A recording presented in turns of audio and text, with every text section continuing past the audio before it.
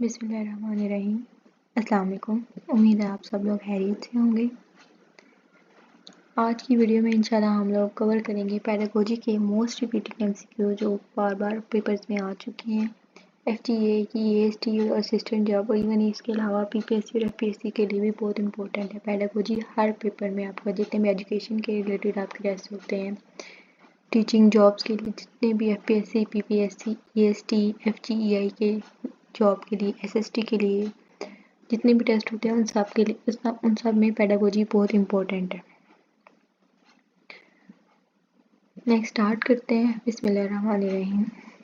First one is when was the book child development for early childhood study publish for the first time. First time child development for early childhood study book सबसे पहले कब publish हुई थी? The right answer is in 1895. Next one is which educator gave the idea of behaviorism for the education system? Who was the educator who gave the idea of behaviorism for the education system? He was Watson. Next one is at the beginning of the 19th century whose focus was the study of development of mind. कि mind की development किसने ज़्यादा focus किया था? Gene Piaget ने।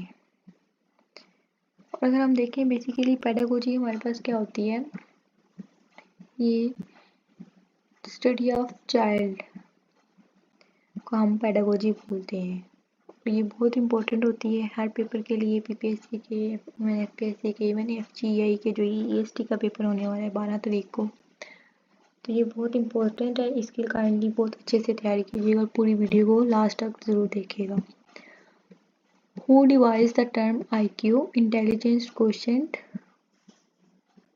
He was William Stern. The right option is William Stern. Burt called intelligence.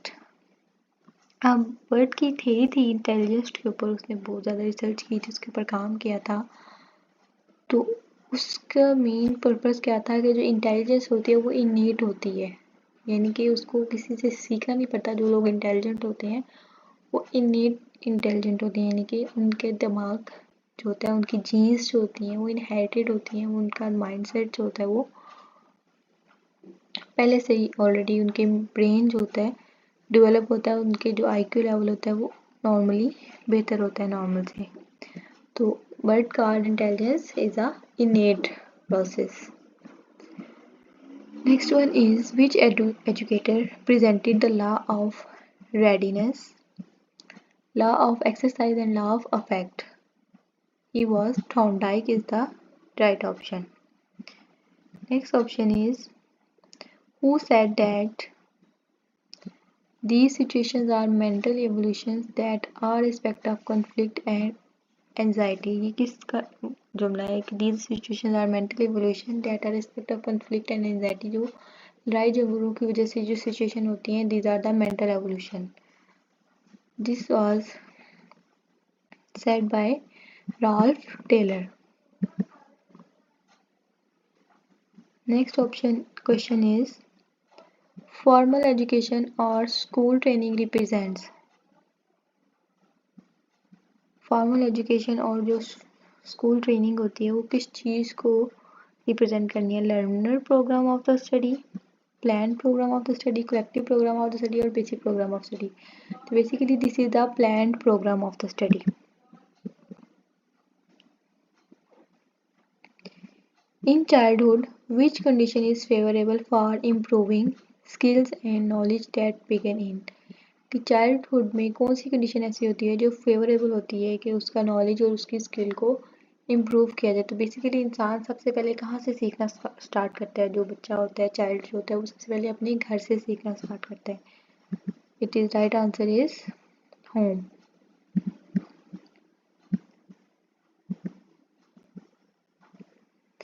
Next one is from the given option which is the most suitable for the study of human behavior? Human behavior के लिए most suitable क्या चीज़ है? अगर हम उसकी इन option में से check करें तो सबसे पहले हम क्या करते हैं, उसकी साइकोलॉजी को स्टडी करते हैं। बेसिकली हमारे पास क्या होता है, it is most important. Next one is who are usually responsible for conducting classroom and laboratory learning studies which are carefully planned. These are the psychologists of education.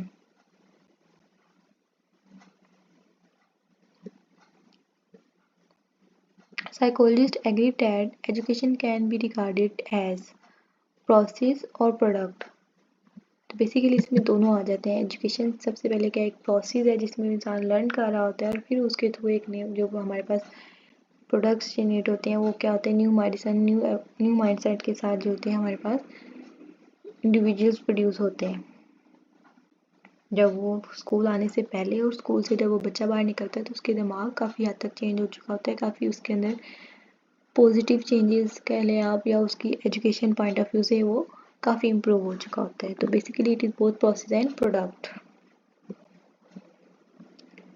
Next one is in the 19th century, European psychologists devoted most attention to the studies dealing with mental imagery. Right option is mental. Which psychologists introduced the application of scientifically evolved principles and theories of learning in the education system? Chinese, American, German or British? The right option is American scientists.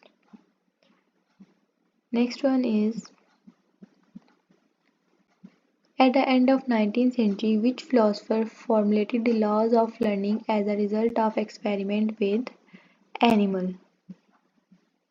The right option is Edward Thorndike.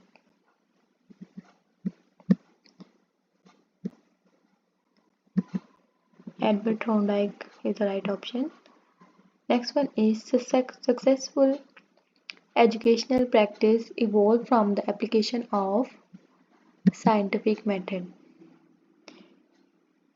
An assessment is dash if it consistently achieves the same result with the same student. कि अगर एक ऐसी assessment आपने teacher ने करवाई है class में कि जो सेम रिजल्ट दे रही है सेम स्टूडेंट के साथ, वो वैलिड है, इनवैलिड है, रिलायबल है और unreliable, which is known as reliable is the right answer. Next one is N dash assessment is one which measure what it is intended to measure. The right option is valid वो तब भी होगी जब जिस purpose के लिए इसको बनाया गया है वही सेम उसके आपके अकॉर्डिंग वही मेजरमेंट्स वही रिजल्ट्स वो आए, तो it is known as valid वो तब भी होगी। The use of technology to enhance the learning process is called ICT in technology, information computer technology, जो कि बेसिकली क्या होते हैं आजकल with the increase of ICT क्या हो गया, ये बहुत इजी हो गया है कि आप इजीली आप लोगों को लेक्चर डिलीवर मिल जाते हैं घर बैठे, आप अपने मोबाइल पे लैपटॉप पे ऑनलाइन एक्सेस हासिल कर सकते हैं। पहले क्या होता था पुराने ज़मानों में जब ICT नहीं थी, इतना एडवांसमेंट नहीं थी टेक्नोलॉजी की वजह से, जब इतनी टेक्नोलॉजी नहीं थी तो उस टाइम पे क्या था कि जो सिर्फ लोग एजुकेशन के लिए किसी स्पेसिफिक इंस्टीट्यूशन में जाना ज़रूरी होता था। अब क्या है कि एडवांसमेंट ऑफ टेक्नोलॉजी की वजह से कि आप कहीं पे भी बैठ के कहीं से भी अपना नॉलेज गेन कर सकते हैं। आप स्पेसिफिक आपको इंस्टीट्यूशन में जाने की ज़रूरत नहीं है। जैसे अभी ये आपको मैं लेक्चर डिलीवर कर रही हूँ तो ये क्या है ICT की हेल्प की वजह से, टेक्नोलॉजी की वजह से ऑनलाइन आप अपनी मर्ज़ी के टाइम पे जब आप इजीली अवेलेबल होंगे आप किसी भी लेक्चर को सुन सकते हैं, उसको पढ़ सकते हैं। Next one is an assessment that measure a student's current knowledge for the purpose of assigning a suitable course is called diagnostic assessment. An assessment that is generally carried out throughout a course is called formative assessment. Basically throughout a course ली जाती है उसको हम formative assessment बोला जाता है। And next one is assessment that is generally carried out at the end of course. अब पहले हमने बात की थी कि कौन सी जो है करंट नॉलेज की स्टूडेंट का करंट नॉलेज चेक करने के लिए जो असेसमेंट ली जाती है, यानी कि उसका जो टेस्ट लिया जाता है। अगर सम टाइम आपने देखा होगा स्कूल में जब एडमिशन होता है स्टूडेंट का किसी भी क्लास के लिए, तो उससे पहले उसका टेस्ट लिया जाता है ये चेक करने के लिए कि बच्चा कितना कैपेबल है और उसको किस लेवल का है वो, तो किस क्लास में इनरोल किया जाए। नेक्स्ट वन जो थ्रू आउट द कोर्स उसको असेसमेंट की जाती है वो फॉर्मेटिव असेसमेंट होती है।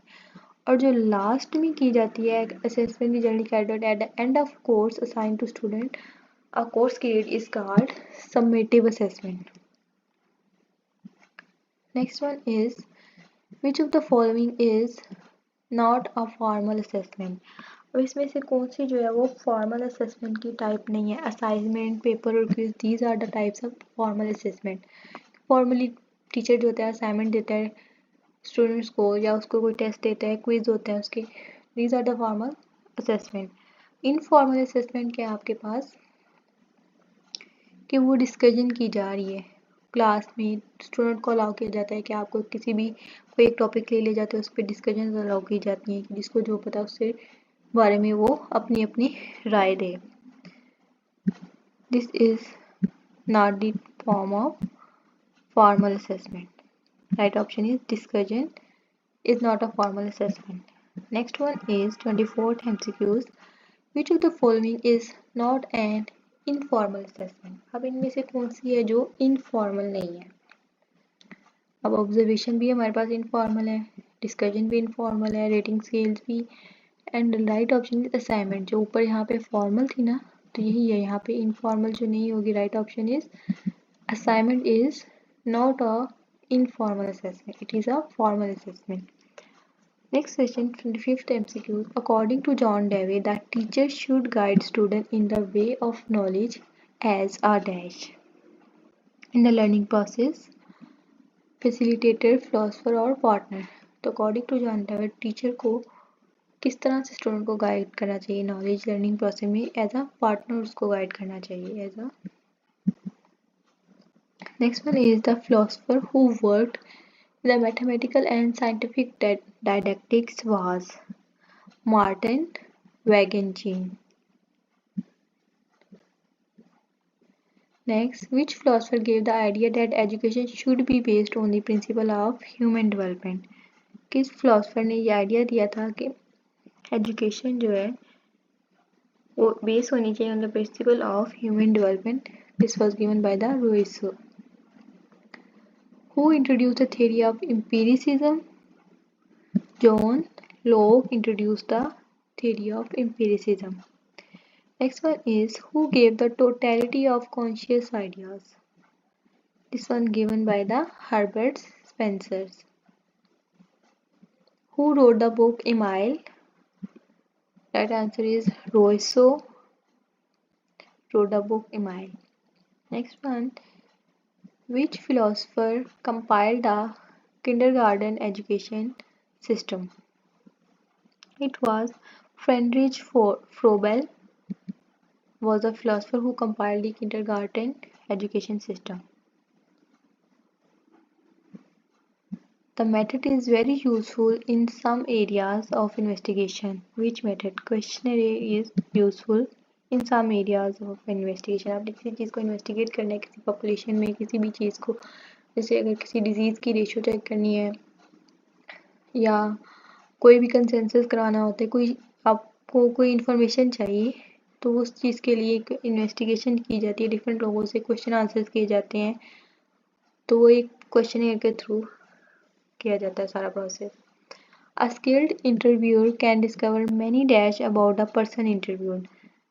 कि अगर वो स्किल्ड इंटरव्यूअर उसके बारे में बहुत से फैक्ट्स का अंदाज़ा लगा सकता है कि अगर वो कोई इंटरव्यूअर किसी का इंटरव्यू कर रहा है, अगर वो स्किल्ड है उसमें बहुत ज़्यादा एक्सपीरियंस है तो वो कुछ टाइम के अंदर ही वो जो इंटरव्यू उसका 10 मिनट का 15 मिनट का कंडक्ट करेगा उससे वो आइडिया लगा लेगा, उसके काफ़ी फैक्ट्स के बारे में उसको आइडिया हो जाएगा, उसकी नेचर भी सम टाइप उनको आइडिया हो जाती है।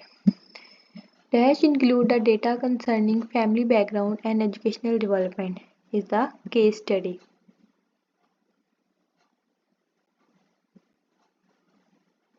Next one is psychological experiment is used to test concerning human dash behavior. Psychological experiment क्या आते हैं, ह्यूमन के बिहेवियर को कंसर्न करते हुए एक्सपेरिमेंट कंडक्ट किए जाते हैं। Method of research is dash method of conducted experiment probably exact refined. तो बेसिकली जो रिसर्च होती है वो उसके लिए जो मेथड यूज़ किया जाता है किसी भी टॉपिक के ऊपर आपने उसके अकॉर्डिंग एग्जैक्ट मेथड और रिफाइंड मेथड यूज़ करना होता है ताकि रिसर्च जो है वो अपने सारे एम्स और अपने जो ऑब्जेक्टिव है प्रॉपरली उनको अचीव कर सके। The right option is both exact and refined. Next one is according to human factor, individual may vary from dash to dash in their performance. Definitely individuals जो होते हैं अपनी परफॉर्मेंस में day to day very कर रहे होते हैं। ऐसा नहीं है कि एक इंसान अगर एक दिन एक स्टूडेंट है 10 में से 10 स्कोर कर आया तो नेक्स्ट डे भी 10 में से 10 स्कोर करेगा। उसकी performance day to day vary करेगी on the basis of the variation of topics. उन डिफरेंट टॉपिक्स में उसका माइंड हो सकता है एक सब्जेक्ट में वो फुल मार्क्स ले रहा है, एक में वो मे भी थोड़े उसकी एवरेज मार्क्स आ रहे हो, तो उसकी परफॉर्मेंस जो है वो डे टू डे वेरी करती है। Next one is for study purpose the members of a group of young people can differ among themselves in habits. तो जो मेंबर्स ऑफ ग्रुप है एक यंग पीपल का, वो क्या कर रहे हैं उनकी हैबिट्स के ऊपर अगर हम देखें तो वो डिफरेंट होंगी, उनकी एबिलिटीज़ भी चेंज होंगी, उनके इंटरेस्ट भी डिफरेंट होंगे। इवन आप सिबलिंग्स की अगर हम बात कर लें तो वो भी क्या होते हैं, सबके इंटरेस्ट भी डिफरेंट होते हैं, सबकी एबिलिटीज़ भी डिफरेंट होती है। एक अगर ला का रहा है तो दूसरा मे बी मेडिकल वाली साइड भी जा सकता है, तीसरे को प्लेइंग वाली साइड में क्रिकेट में ज़्यादा शौक होगा। तो हर एक की एबिलिटीज़ और इंटरेस्ट हर इंडिविजुअल टू इंडिविजुअल वेरी करती हैं, डिफरेंट होती हैं। Right option is both in A and B. Next one is teachers are closely associated with dash process study, learning, evaluation or observing. The right option is learning. Next one is teacher can provide the kind of stimulation to enable the child to become a dash an active learner. Teacher क्या करता है कि students को teachers के अंदर इस तरह की एबिलिटी होनी चाहिए कि वो स्टूडेंट को स्टिमुलेट कर सके, उसको उसकी एबिलिटी को उसको एक्टिव करने में उसकी स्टिमुलेशन कर सके, यानी कि उसको एक ऐसा पॉजिटिव डोज दे सके कि वो उसके बिहेवियर से टीचर के बिहेवियर से स्टूडेंट जो है वो एक्टिव फील करे, एनर्जेटिक फील करे और वो किसी भी काम में इजीली पार्टिसिपेट करे, एक्टिवली हर चीज़ में पार्टिसिपेट कर सके। The right option is active. Children should be given an opportunity to dash the democratic way of life in school. तो स्कूल में टीचर स्टूडेंट्स को चिल्ड्रंस को ये अपॉर्चुनिटी देनी चाहिए कि वो किसी भी चीज़ को एक्सपीरियंस कर सकें। Children should be given an opportunity to experience a democratic way of life in school. Next one is the value of satisfaction in dash is emphasized by psychologists nowadays. तो जो वैल्यू ऑफ सेटिस्फेक्शन होती है in learning वो हमारे पास क्या होती है? Right option is the in it is emphasise learning is emphasized by psychologists nowadays. Next one is for growth of children, some parents and teachers are over concerned about providing dash condition. These are healthful condition. Teacher should have an intelligence quotient of 120.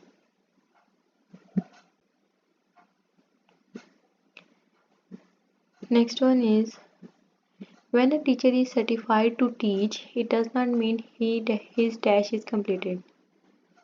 His education is completed. Basically teachers जो होते हैं वो certified to teach का मतलब ये नहीं होता कि उनकी पूरी एजुकेशन हो। आप उनका बिहेवियर, उनका कॉन्सेप्ट क्लियर होना ज़रूरी होता है। और अगर वो डेफिनेटली एजुकेशन तो मैटर करती है, लेकिन एक होता है ना कि फुल 16 ईयर एजुकेशन, नहीं, इट डजंट मैटर।